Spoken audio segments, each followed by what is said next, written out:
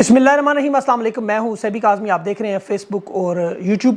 सबसे पहले आपके सामने जो अब सूरत हाल इस वक्त है, आप लोग देख भी रहे हैं। बल्ले के निशान का जो केस जो सुप्रीम कोर्ट में चल रहा है, अब तक की जो कार्रवाई सामने आई वो तहरीक इंसाफ के खिलाफ जा रही है। बैरिस्टर गौर का बड़ा इंपॉर्टेंट बयान जो है वो कि बल्ला मिले ना मिले, शिकस्त इनका मुकद्दर है। और पेशावर हाई कोर्ट में जिस तरह उम्मीद थी कि सुप्रीम कोर्ट से दरख्वास्त वापस ली गई, वहाँ अब मामला सुप्रीम कोर्ट में आपके सामने मैं रखता हूँ होगा क्या।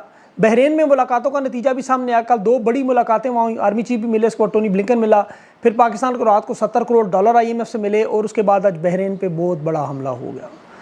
और इमरान खान की बड़ी अहम बातचीत भी सामने आई यमन के हवाले से। अब जो ज़रूरत महसूस की जा रही है पाकिस्तान का क्या मामला होगा, ये हालात किस तरफ जाएंगे, खान के जो केसेस चल रहे हैं ये किस तरफ जाएंगे। और लेकिन सबसे पहले मैं बल्ले के निशान पे बात करना चाहता हूँ, क्योंकि बाद में दूसरे वीलॉग में तफसील से बात करेंगे। काजी फायज शरीफ, माफ़ कीजिएगा, काजी फराड ईसा, माफ़ कीजिएगा, माज़र के साथ कॉफ़ी नहीं पी शायद। काजी फायज साहब की अदालत में आज जब ये केस शुरू हुआ तो ये बिल्कुल वो आमिर खान की एक फ़िल्म थी जिसकी यादाश्त बड़ी कमज़ोर होती है, फिल्म का नाम मुझे भूल गया, वो छोटी छोटी पर्चियाँ लिखता है। काजी फायज का यही मामला था, यादाश्त साथ नहीं दे रही थी। उन्हें ये नहीं समझ आ रहा था कि न्याजुल्लाह Niazi chief election commissioner Tehreek Insaf का है, इलेक्शन कमीशन का नहीं। काजी फायज ने जो शुरुआत की तहरीक इंसाफ के इंट्रा पार्टी इलेक्शन ने इकदामात नहीं किए। इन्होंने जो एतराज़ात लगाए कि तहरीक इंसाफ हाई कोर्ट में अपील में क्यों गई, फिर इनका एतराज़ था कि इलेक्शन कमीशन को ख़त्म करने की आपने बात की है, वो एक आइनी इदारा है, आप उसके ख़िलाफ़ क्यों हैं। इंट्रा पार्टी इलेक्शन में आप कितने ज़्यादा उम्मीदवार बिला मुकाबला कैसे जीत गए। फिर काजी फायज को जमहूरियत याद आई। फिर काजी फायज ने 14 जो दरख्वास्त गुजार थे उनके बारे में उन्हें याद आया कि ये तहरीक इंसाफ के इन्हें इंसाफ मिलना चाहिए। फिर काजी फायज को इमरान खान की, आपको पता है, बाकी मामलात बोगस भी याद आ गया। और अब जहाँ जजेस वकला खड़े हैं, काजी साहब ये भूल गए ये कौन सी इमारत है, इलेक्शन कमीशन को उन दिफा का हक क्यों नहीं देना चाहिए। काजी फायज इलेक्शन कमीशन के वकील का काम कर रहे थे। आज जज का काम केस सुनना है, दलाल सुनना है। सारी ज़िंदगी हम नहीं पढ़ा, ये सुना, ये सीखा, लेकिन जज सुनता है, उसका फैसला बोलता है। यहाँ काजी वकला से ज़्यादा बोल रहा था, इलेक्शन कमीशन की तर्जमानी कर रहा था, वकील वैसे ही उन्होंने हायर किया हुआ था। सारे सवालात इंट्रा पार्टी इलेक्शन के पार्टी के इकदाम से मुतल्लिक वो तमाम सवालात जो थे वो काजी फायज जवाब दे रहा था। हाई कोर्ट में कहते हैं अपील क्यों की, हाई कोर्ट में अपील ना करें तो क्या हिंदुस्तान की अदालत में जाके अपील करें। 2 दिन बाद बल्ले का निशान जारी होना है। पेशावर हाई कोर्ट की वो बात ही नहीं मानते।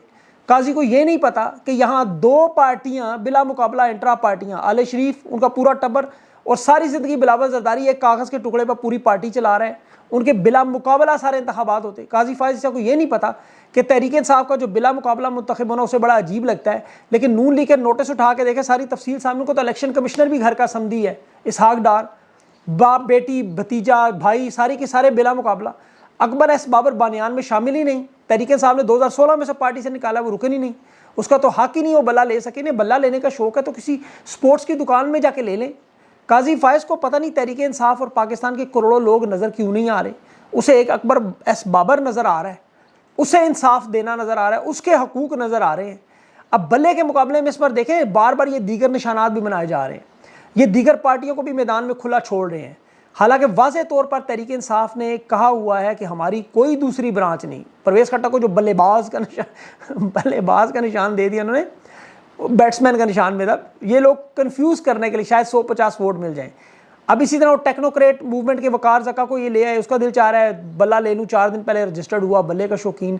नौरीन तो वैसी बेचारी रोती है, उसके भाई अभी तक उम्मीद में बल्ला नहीं मिलेगा। इस वक्त नवाज शरीफ को वैसे बल्ला अगर शौक हो, थोड़ा सोने भी दे दें, शेर की दुम के साथ बांध दे, दोनों शौक पूरे हो जाएंगे। यानी मेरा मतलब है शेर और बल्ला दोनों, मतलब समझ होंगे आप, 2 निशान इकट्ठे। इलेक्शन कमीशन को इस वक्त पेशावर हाई कोर्ट से ज़्यादा तरजीह दी जा रही है।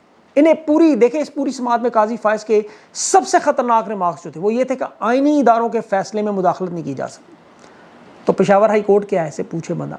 फिर काजी ने जो पार्लियामेंट के फैसलों पर समात क्यों की, इसे पूछे नवाज शरीफ की नाअहली समेत जितने फैसले हुए, जितने पार्लियामेंट ने की, उसने समात कभी की, कभी कहता आइनी इदारा सुप्रीम कोर्ट है, कभी कहता नहीं पार्लियामेंट सुप्रीम है।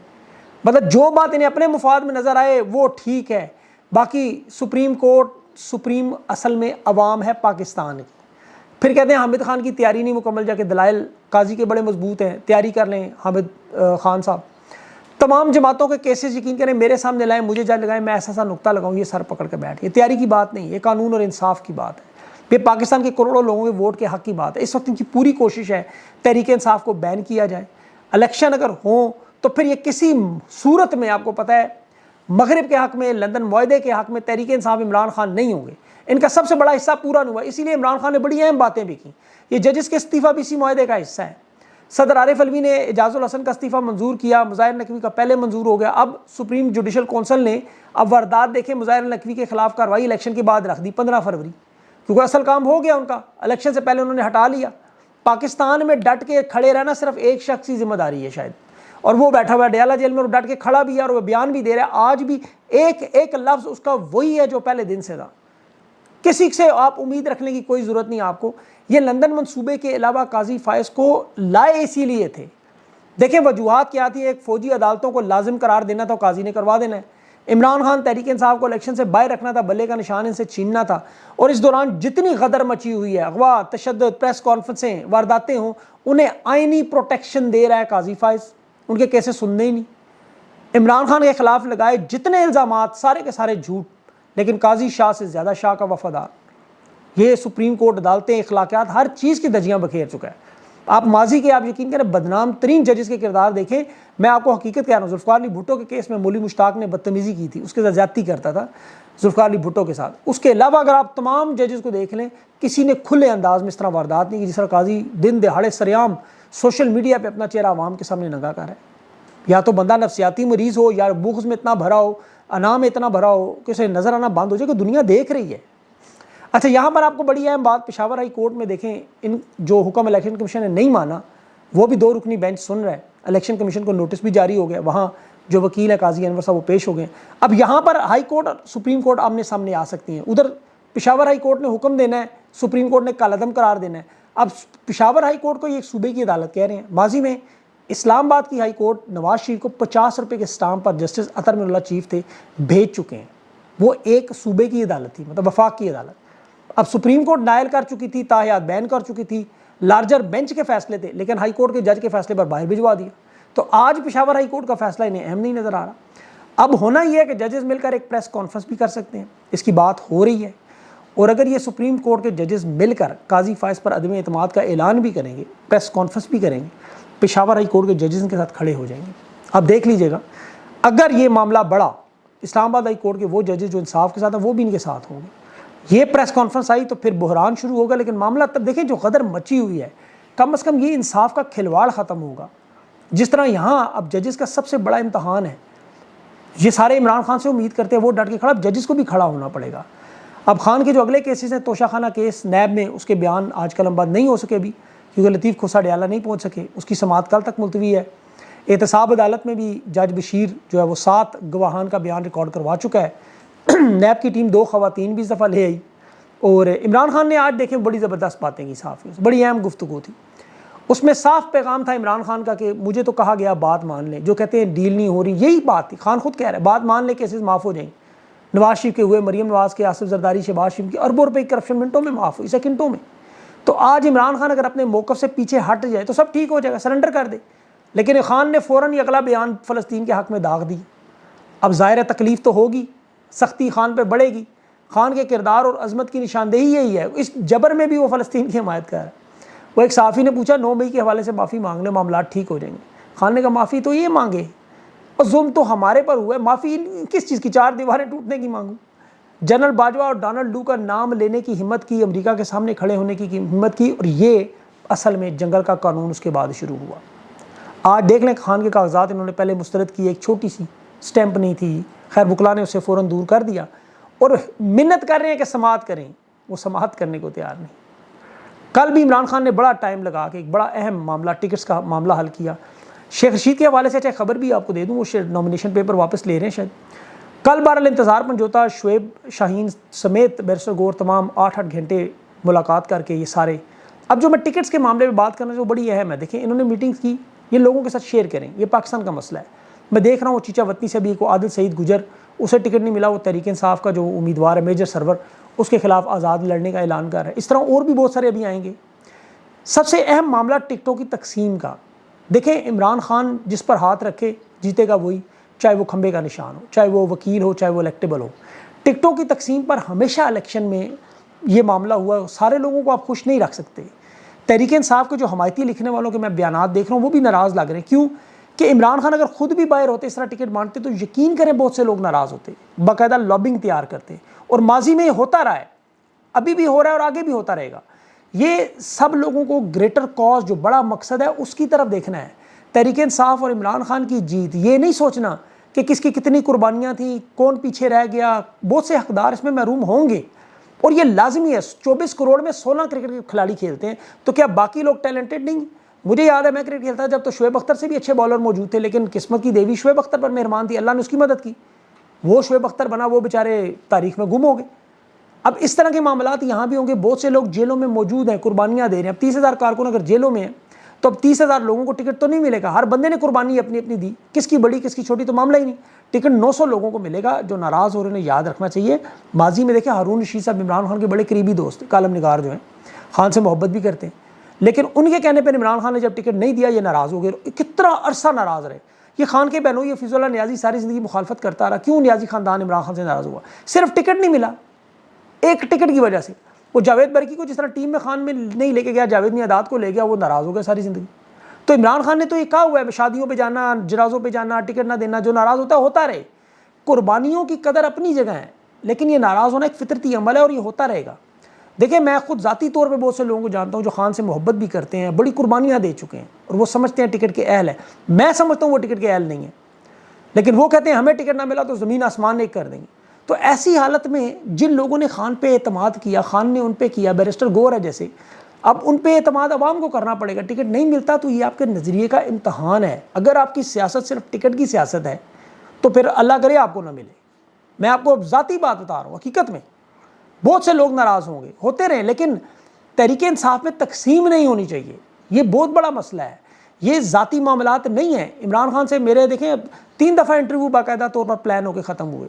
अब मैं क्या करूँ, नाराज़ हो जाऊँ इमरान खान से कि जी खान साहब ने आखिरी मिनट पे कैंसिल कर दिया। अब इमरान खान की मुखालफत करनी शुरू कर दें। जो लोग खान की हमायत इस वजह से करते हैं कि खान हक़ पे खड़ा है, वो मज़लूम है, वो सच्चा है, वो पाकिस्तान से मोहब्बत करता है, वो अवाम से मोहब्बत करता है, उसका विजन है, उसकी तालीम तरबियत है, उसका खलूस है, उसकी ईमानदारी है, उसकी नीयत है, उसका इरादा है, तो फिर जो अल्लाह ने खुसूसियात और सलाहियतें जो पाकिस्तान के रहनुमा बनने के लिए होनी चाहिए वो दी हैं, तो वो लोग उसकी साथ खड़े हों। जो नहीं है टिकट के लिए वो साइड भी हो जाएं। अगर जिन्होंने इस तरह नाराज़ होना है तो 4 अरब सहाफ़त सियासत पे बेच के अपना ज़ाती मुफाद के लिए कोई और काम करें। नेक नियति से काम करना है, नताइज की फ़िक्र नहीं करनी। ये सिर्फ अल्लाह की तरफ से है, कोई शोहरत मुफाद इसमें नहीं। टिकट ना मिलना हो सकता है अल्लाह की बेहतरी हो, और इसीलिए टिकट वालों के लिए मेरा पैगाम है, देखें जिसे नहीं मिला वो तमाम लोग अपने मुंह पे जिप लगा के खामोश हो जाएं और इंसाफ का साथ दें, तहरीक इंसाफ के साथ जुड़ें, अपनी पार्टी के साथ जुड़ें जो मुफाद परस्त हैं। आपको याद होगा ज़मान पार्क के बाहर कितना रश लगता है, ये लोग टिकट के लिए बाकायदा लॉबिंग करते रहे, वहाँ अपने साथ लोगों को लाते थे बाकायदा, वहाँ सहरियों के खर्चे माल लगाते रहे, मुलाकातों के लिए कैश लेके आते थे साथ। लेकिन इन लोगों की वजह से ज़िले शाह जैसा आम कारकुन खान तक नहीं पहुँच सका, जिसकी आवाज़ें बाहर से वो खान साहब करता रहा। आज भी खान के कानों में आवाज़ें गूंजती हैं, मैं आपको रिकॉर्ड पे बता रहा हूँ। इन लोगों की वजह से, लॉबिंग वालों की, कारकुनों को जो बड़ी तादाद में टिकट से महरूम होते रहे, और ये हमेशा होता है, होता रहेगा। लेकिन ये खान को ब्लैकमेल भी करने की कोशिश करते रहे बीच में। अब किसी के साथ जेन्युइन मसला भी हो सकता है, जेन्युइन ज़्यादती भी हो सकती है, लेकिन अब आपने टिकट के मामले पर बराए मेहरबानी ये पैगामात लोगों को भेजें, और मुझे भी बराए मेहरबानी पैगामात ना भेजें कि आपकी कितनी कुर्बानी है, आपकी कुर्बानियों को सलाम, लेकिन आप लोग अपनी जमात के डिसिप्लिन का ख्याल रखें। अब जो बड़ा मामला जिस पर मैं बात करना चाहता हूँ वो यमन का मामला है, जिसके साथ पाकिस्तान के सारे हालात जुड़ चुके हैं। बहुत से लोग इसे समझ नहीं पा रहे। बरतानिया और अमरीका के जंगी जहाज़ों ने यमन पर बड़ा हमला किया। अफसोसनाक मामला है कि मुस्लिम ममालिक से उड़ रहे हैं। बरतानिया की जो शाही फ़ौज है वो भी इसमें शामिल है। और आज जुम्मा है, जुम्मे को आपको पता है लाखों यमनी मुजाहरा करते हैं तिजारत, वहाँ पर इन्हें तिजारत के नाम पर कि जी ये हमला जायज़ है, करारदाद मंजूर की। ओमान ने इसका हिस्सा बनने से इनकार किया। सऊदी अरब, कतर और अरब अमारात को यमन ने ख़बरदार किया कि अपनी फ़ज़ाई हदूद आपने खोली इनके लिए, तो फिर आप भी हमारे साथ मुखालिफ हैं। वो जो यमन के नायब वज़ीर ख़ारिजा, उसका बयान भी आया कि इन्होंने अमरीकी बरतानवी बहरी जहाज़ हैं, आबदोज़ें, जंगी तैयारे हैं, बड़ा हमला किया और दिफा का वो कह रहे हैं हम अपना हक़ रखते हैं। अब आपको यहाँ पे याद होगा, देखिए जब इमरान खान जेल में नहीं थे तो इमरान खान का कहना था कि सऊदी अरब और यमन के तनाज़े में उनकी मदद कर सकता हूँ। बिल्कुल उसी तरह से ईरान और सऊदी अरब के दरमियान दोस्ती की जब बात की तो उन लोगों ने बड़ा मजाक उड़ाया कि ये तो हो ही नहीं सकता। बैकडोर चैनल पर मुझे पता है कि एक शख्स जिसने बड़ी मेहनत की इस पर, खान को पहले कायल किया, फिर ये सारा मामला वो लेके जाता रहा और सारी तफसीलात में मैं नहीं जाता, वो फिर किसी वीलॉग में जाऊँगा। लेकिन ये मामला आपके सामने फिर होता हुआ नज़र आएगा। ये काम शुरू करने वाला शख्स इमरान खान था, और मैं इसका यकीन करें रिकॉर्ड दावे से कह सकता हूँ, मेरे पास सबूत नहीं है। लेकिन बहरहाल अभी इमरान खान अगर जेल में ना होता तो यकीन करें ये सऊदी अरब और यमन वाला मामला बन नहीं सकता था।